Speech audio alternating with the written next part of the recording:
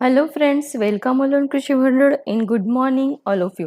તો આપણે છે નેમરાજ સુંદરા બુકમાંથી આપણે ગુજરાતી ટ્રાન્સલેટ કરીએ છીએ, એટલે કે ગુજરાતીમાં હું તમને જે સમજાવું છું એનું આજે વાત કરીશું.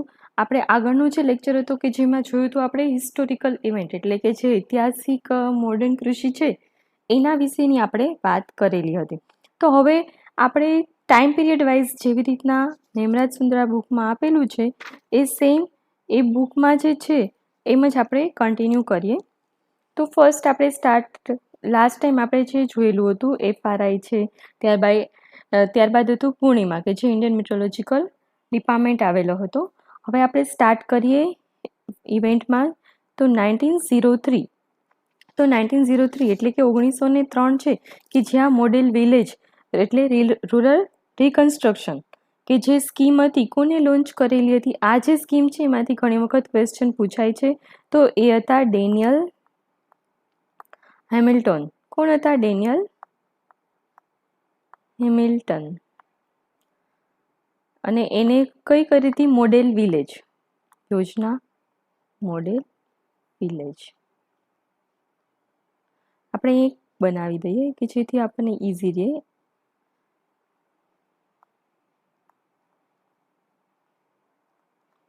યોજનાનું નામ અને અહીંયા છે શરૂ કરનાર અથવા તો કોઈ પ્રણેતા હોય એ શરૂ કરનાર અને અહીંયા વર્ષ. ઓકે, એટલે આપણે 3 કોલમમાં આપણું સ્ટાર્ટ કરી દઈશું.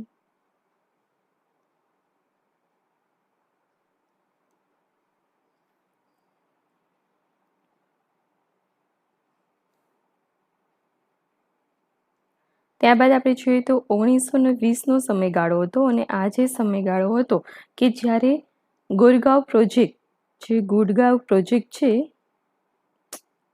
ઓકે પ્રોજેક્ટ આપણે ઉલટું થઈ ગયું છે, અહીંયા આવશે. ઓકે, ગુડગાંવ પ્રોજેક્ટ જે છે કે જે એફએલ બ્રેયર છે અથવા તો બ્રાઈને કે જેને શરૂ કરેલું છે. કોણે કરેલું છે? એફએલ બ્રાઈને.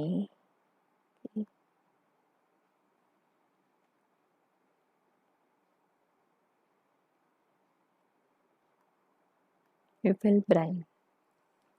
ત્યારબાદ આપણો નેક્સ્ટ છે 1921નો જે સમયગાળો છે કે જ્યારે આપણો પ્રોજેક્ટ શાંતિ નિકેતન. શું છે? શાંતિ નિકેતન.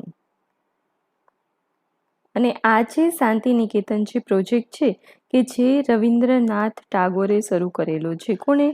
રવિન્દ્રનાથ ટાગોર કે જેમણે શાંતિ નિકેતન પ્રોજેક્ટ શરૂ કરેલો છે. ત્યારબાદ છે સેમ 1921નો જ સમયગાળો હતો કે જ્યારે માર્થન ડેમ. શું છે? માર્થન ડેમ પ્રોજેક્ટ શરૂ કરવામાં આવેલો હતો. અને આ જે માર્થન ડેમ પ્રોજેક્ટ છે કે જે સ્પેન્સર હેચ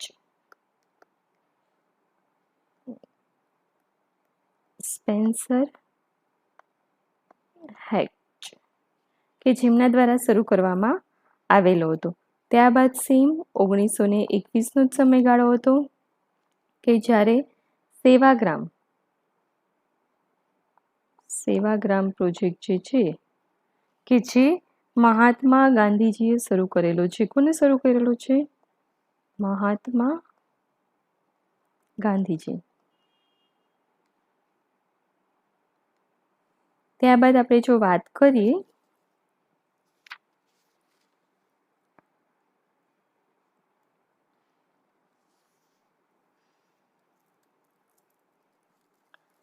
ત્યારબાદ સેમ છે આ આપણા જે પ્રોજેક્ટ છે કે જે અહીંયા આ બધા હજી એક આવશે. એક સેકન્ડ, બધા પ્રોજેક્ટને જ આપણે પહેલાં લઈ લઈએ કે આ તમને યાદ રાખવામાં ઇઝી રહે. તો 1948નો જે સમયગાળો હતો કે જ્યાં આલ્બર્ટ મેયર. કોણ? આલ્બર્ટ મેયર કે જેમને ઇટવા પાયલોટ પ્રોજેક્ટ શરૂ કરેલો હતો. શું છે? Itwa pilot project. તો અહીંયા છે પાયલટ પ્રોજેક્ટ. તો પાયલોટ પ્રોજેક્ટ કોને કહેવામાં આવે છે? તો ફોર એક્ઝામ્પલ આપણે વાત કરીએ તો સોઇલ હેલ્થ કાર્ડની જ. સોઇલ હેલ્થ કાર્ડ છે કે જે ક્યારે શરૂ થયેલું હતું? 2015નો સમયગાળો હતો, બરાબર છે. તો સૌપ્રથમ વખત ક્યાં શરૂ થયું છે? તો રાજસ્થાનમાં થયું છે. પરંતુ 2004નો જે સમયગાળો હતો એ સમયે આપણા ગુજરાતના મુખ્યમંત્રી હતા નરેન્દ્રભાઈ મોદી, કે જે અત્યારે આપણા પીએમ છે.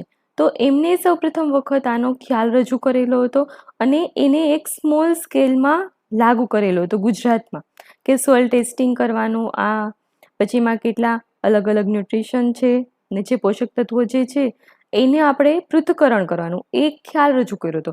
તો ફોર એક્ઝામ્પલ કોઈ પણ મોટો પ્રોજેક્ટ હોય અથવા તો કોઈ મોટી યોજનાઓ હોય કે જે આપણે આખા દેશ લેવલે લાગુ કરવા માટે વિચારતા હોય તો એની પહેલાં કંઈ પણ પ્રોજેક્ટ હોય એવી રીતના પાયલોટ લેવલે જોવા મળે. એટલે શું છે પાયલોટ લેવલ? એટલે તો કે ફોર એક્ઝામ્પલ આપણા જે 28 રાજ્યો છે ભારતના, તો 28 રાજ્યોમાંથી પહેલાં તો 3 થી 4 અલગ અલગ રાજ્યોમાં અને એમાં પણ 1 થી 2 જિલ્લામાં અથવા તો કોઈ સ્પેસિફિક સ્થળે જે તે પ્રોજેક્ટ હોય છે કે જે સ્ટાર્ટ કરવામાં આવે છે અને એ પ્રોજેક્ટ શરૂ કરે ત્યારબાદ એનું શું આઉટકમ આવે છે, એનાથી શું રિઝલ્ટ મળે છે, આપણા શું ઓબ્જેક્ટિવ હોય છે, એટલે કે આપણો કંઈક ટાર્ગેટ હોય. ફોર એક્ઝામ્પલ સ્વચ્છ ભારત મિશન હતું, તો સ્વચ્છ ભારત મિશનમાં શું હતું? તો કે સ્વચ્છતા બધે જળવાઈ રહે, આપણા ભારતના બધા જ શહેરો સ્વચ્છ બની જાય, કચરો જ્યાં ત્યાં આપણને રખડતો કે ફરતો જોવા ના મળે, રસ્તા ઉપર આપણે જઈએ તો પણ કચરાના ઢગલા ના જોવા મળે.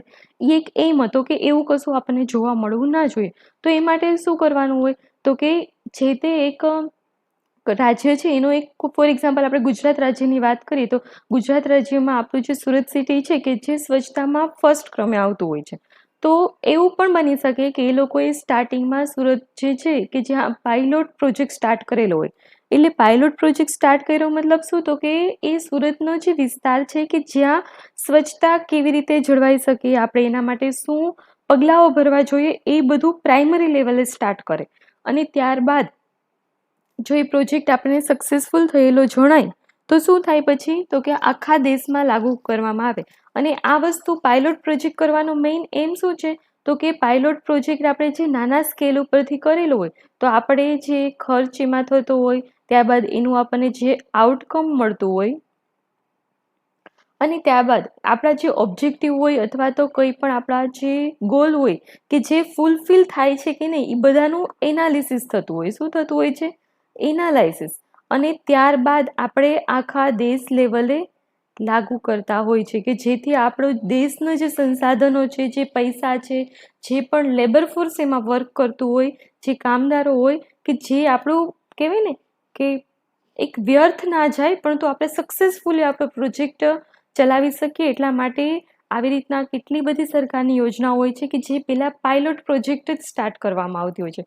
જો આનું હજી બીજું એક સરસ મજાનું ઉદાહરણ છે, આપણને ખ્યાલ હોય કે અત્યારે જે પબ્લિક ડિસ્ટ્રીબ્યુશન સિસ્ટમ જે છે પીડીએસ, એટલે આપણે જે પીડીએસ સિસ્ટમ જે છે આપણને એનાથી નથી ઓળખતા પરંતુ આપણે રાહત દરની દુકાનોથી ઓળખીએ છીએ, હે ને, કે જ્યાં આપણને રાહત દરની જે દુકાન હોય કે જ્યાં 1 રૂપિયા અને 2 રૂપિયાના કિલો જે ઘઉં અને ચોખા આપણને મળતા હોય છે તથા બીજી ઘણી વસ્તુ મળતી હોય છે. અને જે બિલો પોવર્ટી લાઇન હેઠળ આવતા હોય છે એ લોકોને તો ખાંડ મળે છે, તેલ મળે છે, બાજરો મળે છે, તુવેરની દાળ મળે છે, ચણાની દાળ મળતી હોય છે, કે જેવા અલગ અલગ આપણને આ રાશન શોપમાંથી મળી રહેતું હોય છે. તો આ જે પીડીએસ સિસ્ટમ જે છે એ જ્યારે લાગુ કરવાની હતી એની પહેલાં 1992માં પાયલોટ પ્રોજેક્ટ સ્ટાર્ટ કરવામાં આવેલો હતો અને ત્યારબાદ 1997નો સમયગાળો હતો ત્યારે પબ્લિક ડિસ્ટ્રીબ્યુશન સિસ્ટમ કે જે સ્ટાર્ટ કરવામાં આવેલી હતી. તો આવી રીતના પાયલોટ પ્રોજેક્ટ હરેક સ્કીમમાં લાગુ પડતા હોય છે. આપણે આગળ જઈએ, બાકી આવી બધી વાત કરશું તો આપણો લેક્ચર બહુ મોટો થઈ જશે.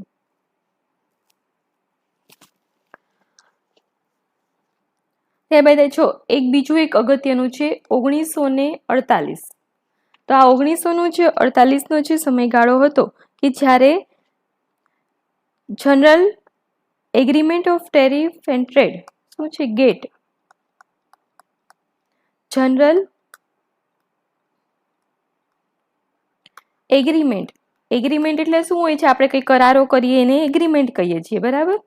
પણ એ કરારો સામાન્ય, જનરલ એટલે શું? સામાન્ય જે કરારો થયા હતા એના શેના ઉપર થયા હતા?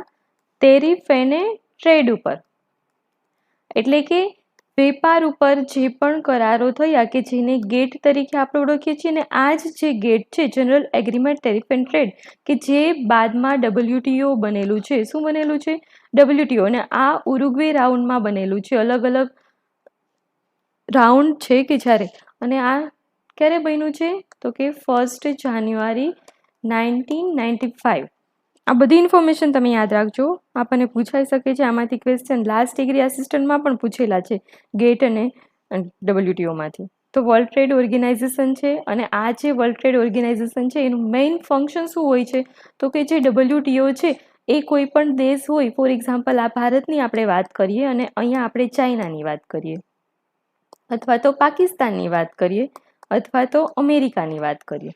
હાલો, આપણે જે ટ્રેડ હોય, આપણે ફોર એક્ઝામ્પલ આપણે કૃષિ પ્રધાન દેશ છે, તો આપણી પાસે અત્યારે ખૂબ સારા પ્રમાણમાં ઘઉંનું ઉત્પાદન થયું છે. તો આ ઘઉંનું ઉત્પાદન થયું છે, આપણે ચાઇના એક્સપોર્ટ કરવું છે. તો એ જે એક્સપોર્ટ કરીએ છીએ એમાં ઘણી વખત શું થતું હોય છે કે સામેવાળો જે પણ દેશ હોય છે, આપણો પાર્ટનર દેશ, કે જે કંઈ પણ મિસબિહેવ કરે, અથવા તો આપણે જે ઘઉં એક્સપોર્ટ કર્યા છે એની ક્વોલિટી રિજેક્ટ કરી દે, અથવા તો જે ઘઉંનું આપણે પૂરતું આપણને વળતર ના મળે, એવા ઘણા બધા પ્રશ્નો આવતા હોય છે. તો એ પ્રશ્નોનું જ્યારે સોલ્યુશનની વાત આવે ત્યારે આપણે WTOમાં જવાનું હોય છે. એટલે એવા કોઈ એમ ટિપિકલ હોય કે જે એકબીજા દેશ મ્યુચ્યુઅલ અન્ડરસ્ટેન્ડિંગથી સમજી ના શકે ત્યારની વાત છે. અને ઉપર જતાં WTOના બહુ બધા ફંક્શન છે. આ ફર્સ્ટ મેં તમને ફંક્શન કીધું કે શું કાર્ય કરે છે. બીજું છે તો કે બધા દેશો છે દુનિયાના, એટલે દુનિયાના દેશો મીન્સ કે WTO સાથે જે પણ સંસ્થા, જે સ્થાપક જે દેશ છે, આપણો ભારત છે કે જે WTOનો સ્થાપક દેશ છે, એટલે કે જે સમયે WTO બન્યું એ જ વર્ષે આપણે એના મેમ્બર બનેલા છીએ, એટલે આપણે સ્થાપક દેશ કહેવાય. તથા આપણા જેવા બીજા પણ ઘણા દેશો હોય છે. તો એ જે બધા દેશોનો સમાવેશ થયો, ફોર એક્ઝામ્પલ આપણે વાત કરીએ કે 149 અથવા 150+ છે અત્યારે મતલબ WTOમાં સ્થાન પામેલા બધા દેશો. તો એ જે પણ દેશો છે, ફોર એક્ઝામ્પલ આપણે એપ્રોક્સ ધારીએ કે 160 છે દેશો, તો 160 દેશો છે એના અંદરો અંદર જે ટ્રેડ થતો હોય છે, જે વ્યાપાર થતો હોય છે, એ સરળતાથી અને સુગમતાથી જળવાઈ રહે એ માટેના જે કાર્યો છે કે જે WTO કરતા હોય, તથા કોઈ પણ કોન્ફ્લિક્ટ થાય તો એના માટે WTO સમાધાન કરે છે, તથા રૂલ્સ અને રેગ્યુલેશન્સ એ પ્રોવાઈડ કરે છે. વેપારને લગતા જે પણ કાયદાઓ હોય છે અથવા તો નિયમો હોય છે કે જે ઘડવાનું કોણ કાર્ય કરે છે? WTO. પણ આ ક્યારની વાત છે? ઇન્ટરનેશનલ લેવલની. તમે એવું વિચારો કે આપણે ગુજરાતમાંથી મહારાષ્ટ્રમાં કંઈ મોકલીએ છીએ ને કંઈ કોન્ફ્લિક્ટ થાય આપણે મહારાષ્ટ્ર જોડે, તો આપણે WTOમાં જઈએ તો એ વેલિડ છે? તો એ વેલિડ નથી. એના માટે આપણે અહીંયા જ પહેલાં સોર્ટ આઉટ બધું કરવાનું હોય છે. પરંતુ આ તો આપણે જ્યારે બીજા દેશો સાથેના જે વ્યાપારને લગતી જે વાત હોય છે ત્યારે WTO હસ્તક્ષેપ કરતા હોય છે. આપણે જે અમેરિકા વચ્ચે જે કોન્ફ્લિક્ટ હતું, ટ્રેડ વોર જે હતું, તો ત્યારે પણ ઘણા એવા નિયમો હતા, પણ અમેરિકાનું જે ટ્રીટી હતી એમાં થોડું આપણને પેલું થયેલું છે. ચલો આપણે આગળ જઈએ.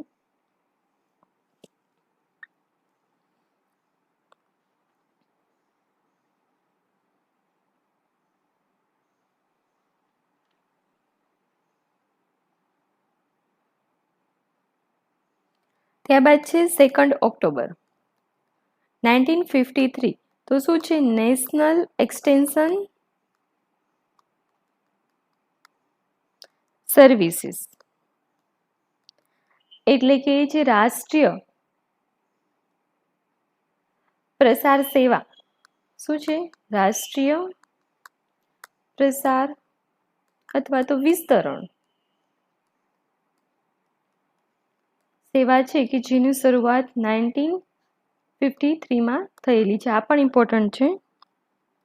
જે પૂછાઈ શકે એવા ઇમ્પોર્ટન્ટ છે ને એ બધા આપણે કવર કરીએ છીએ. બહુ બધા છે આમાં, તો જો આપણે એ કરવા જઈશું તો આપણો ઘણો ટાઈમ આમાં જતો રહેશે, એટલા માટે. ત્યારબાદ છે એક 1946નું છે, એ છે directorate of plant protection and quarantine and storage. તો એ ક્યાં લોકેટેડ છે? ફરીદાબાદમાં. ક્યાં છે? ફરીદાબાદમાં. આ પણ એક્ઝામમાં પૂછાઈ શકે એવું છે કે આ પ્લાન્ટ પ્રોટેક્શન છે અને ક્વોરન્ટાઇન અને સ્ટોરેજ છે એનું હેડક્વાર્ટર ક્યાં આવેલું છે? તો જો વાત કરીએ પ્લાન્ટ પ્રોટેક્શન એટલે શું અને ક્વોરન્ટાઇન એટલે શું? આપણને ખ્યાલ છે ને આપણે કોવિડમાં ક્વોરન્ટાઇન થયેલા છીએ બધા, તો એ કોવિડની વાત હતી, પરંતુ અહીંયા પ્લાન્ટ પ્રોટેક્શનની વાત છે, એટલે પ્લાન્ટને પણ આપણે ક્વોરન્ટાઇન કરવાનો હોય છે. ફોર એક્ઝામ્પલ આસામ છે, તો આસામમાં કોઈ રોગ થયો છે, ફોર એક્ઝામ્પલ આસામની ચામાં કંઈક એવો રોગ આવી ગયો છે કે જે બીજા પ્રદેશમાં ઝડપથી ફેલાઈ જાય તો એના પાકોને નુકસાન કરે, બીજા પ્રદેશના જે પણ પાકો હોય, બીજા રાજ્યના પાકો હોય ને, તો આપણે શું કરવાનું હોય છે કે આસામમાં જ ક્વોરન્ટાઇન કરવાનું, એટલે કે આસામમાંથી જે પણ રોગ થયો છે એને બહાર નીકળવા દેવાનો નહીં અને એને અટકાવવાનો ત્યાં ને ત્યાં જ પ્રયત્ન કરવાના. એને શું કહેવામાં આવે છે? ક્વોરન્ટાઇન કરવું કહેવાય. એટલે કે પ્રસાર કરતો રોગનો જે પ્રસાર થતો હોય છે એને અટકાવવું એ છે ક્વોરન્ટાઇન. અને પ્લાન્ટ પ્રોટેક્શન એટલે શું છે? તો કે પાકમાં આવતા જે રોગો જીવાતો હોય છે એને આપણે પ્રોટેક્ટ કેવી રીતે કરી શકીએ અને કેવી રીતે ક્વોરન્ટાઇન કરવું, તો એ છે plant protection, quarantine and storage. તો એ ક્યાં આવેલું છે? ફરીદાબાદમાં આવેલું છે. આ યાદ નહીં રાખવામાં તો ચાલશે, પણ તું આ મેઇન યાદ રાખી લેજો, એટલે આવું કંઈ પૂછાય તો આપણે સારું રહે. બરાબર. ત્યારબાદ છે આગળ આપણે જોઈએ નાફેડ. શું છે? એક સેકન્ડ, નાફેડ ને બધા જે ઇન્સ્ટિટ્યૂટ છે ને હું એનો એક હારે જ તમને કરાવીશ, કેમ કે એમાંથી તો ખાસ એક્ઝામમાં પૂછાયું છે. ત્યારબાદ મોસ્ટ ઇમ્પોર્ટન્ટ છે પંચાયતી રાજ. આપણા એક્ઝામ માટે મોસ્ટ ઇમ્પોર્ટન્ટ છે અને તમે પોલિટી કરો ત્યારે પણ આ પંચાયતી રાજનું કરી લેજો. અને આ પંચાયતી રાજ છે કે જેની સ્થાપના ક્યારે થઈ હતી? 2 ઓક્ટોબર 1959માં. અને આ જે પંચાયતી રાજ છે કે જેને આપણે શું કહીએ છીએ? સત્તાનું વિકેન્દ્રીકરણ. શું કહેવાય છે? સત્તાનું વિકેન્દ્રીયકરણ. અને આ જે સત્તાનું વિકેન્દ્રીયકરણ છે કે જે સૌપ્રથમ વખત ક્યાં શરૂ થયેલું હતું?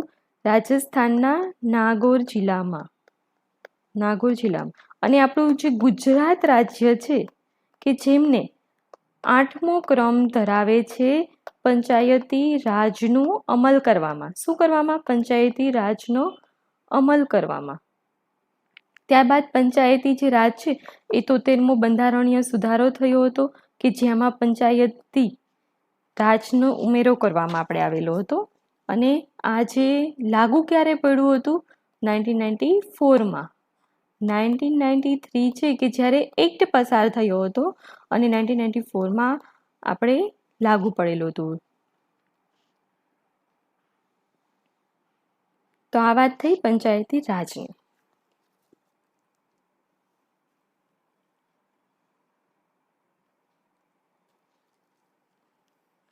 ત્યારબાદ છે આપણું નેક્સ્ટ એ છે નીલોખેરી પ્રોજેક્ટ. આપણે આગળ જે પ્રોજેક્ટ જોઈએ એમાં બાકી રહી ગયું છે નીલોખેરી પ્રોજેક્ટ. અને આ જે નીલોખેરી પ્રોજેક્ટ છે કે જે 1965માં અમલમાં આવેલું છે અને કોના દ્વારા? એસકે ડે દ્વારા. કોના દ્વારા? એસકે ડે કે જેમણે નીલોખેરી પ્રોજેક્ટ છે કે જે સ્ટાર્ટ કરેલો છે. ત્યારબાદ છે 1967. તો આ જે સમયગાળો છે જેમાં ફાર્મર ટ્રેનિંગ સેન્ટર છે કે જે સ્ટાર્ટ કરવામાં આવેલું હતું. અને આ ફાર્મર ટ્રેનિંગ સેન્ટર છે એને સ્ટાર્ટ કરવાનો મેઇન એમ શું હતું? તો કે ખેડૂતોને ટ્રેનિંગ પ્રોવાઈડ પૂરી પાડવી, એટલે કે તાલીમ. ખેડૂત તાલીમ કેન્દ્ર હરેક જિલ્લામાં આપણને અત્યારે જોવા મળે છે. તો ફર્સ્ટ ટાઈમ ક્યારે? 1967માં સ્ટાર્ટ થયું હતું. અને આ જે ખેડૂત તાલીમ કેન્દ્ર છે કે જ્યાં આપણે ખેડૂતોને અલગ અલગ પ્રકારની તાલીમ આપતા હોઈએ છીએ, કંઈ પણ નવી વેરાયટીઝ બહાર પડી છે, કંઈ પણ નવું ડેમોન્સ્ટ્રેશન કરવાનું હોય તો એ બધી જ વસ્તુ આપણે ખેડૂત તાલીમ કેન્દ્રમાં પણ કરતા હોઈએ છીએ. અને સેમ એઝ ઇટ ઇઝ આપણે આત્મા પ્રોજેક્ટમાં પણ થતું હોય છે અને યુનિવર્સિટી લેવલે એક્સટેન્શન ડિપાર્ટમેન્ટમાં પણ થતું હોય છે. અને ગુજરાત ગવર્મેન્ટમાં પણ એક્સટેન્શનનો જે ડિપાર્ટમેન્ટ હોય વિસ્તરણ, ત્યાં પણ આવી રીતના બધી જ થતું હોય છે. ઓકે, તો ફ્રેન્ડ્સ આજનો લેક્ચર આપણે અહીંયા સુધી રાખીશું. ફરી મળીશું નવા લેક્ચરમાં. અને હા, તમારા લોકોની ઘણાની એવી કમેન્ટ્સ હોય છે કે તમે 1 કલાકનો લેક્ચર રાખો, તો એવી હું કોશિશ કરીશ કે 1 કલાકનો લેક્ચર આપણે જલ્દીથી કન્ડક્ટ કરીએ, પણ તો અત્યારે થોડું પોસિબલ નથી, પણ તો આપણે ફરી ટ્રાય કરીશું. તો ફ્રેન્ડ્સ આપણે ફરી મળીશું નવા લેક્ચરમાં. ત્યાં સુધી જે પણ ફ્રેન્ડ્સ આપણી જોડે નવા જોડાયેલા છે તે, અને જો એ લોકોને આપણી ટેલિગ્રામ ચેનલમાં જોડાવવું હોય તો એ માટે નીચે લિંક છે કે જે ડિસ્ક્રિપ્શન બોક્સમાં આપેલી છે, તો એ લિંકનો યુઝ કરીને આપણે ટેલિગ્રામ ચેનલમાં જોડાઈ શકે છે. અને તમારા મિત્રો સુધી વધુમાં વધુ શેર કરો કે જેથી એ લોકોને પણ ખ્યાલ આવે કે અહીંયા આપણે કૃષિ ભંડોળમાં ફ્રી ઓફ કન્ટેન્ટ પણ અવેલેબલ છે. અને તમને ક્વોલિટી તો તમે સમજી શકો છો કે આપણે ફ્રી ઓફમાં છે, પણ ક્વોલિટી આરે કંઈ કરતા નથી. બેસ્ટ મારી ટ્રાય હોય છે કે તમને સારું એવું નોલેજ અહીંથી મળી શકે. Okay, thank you.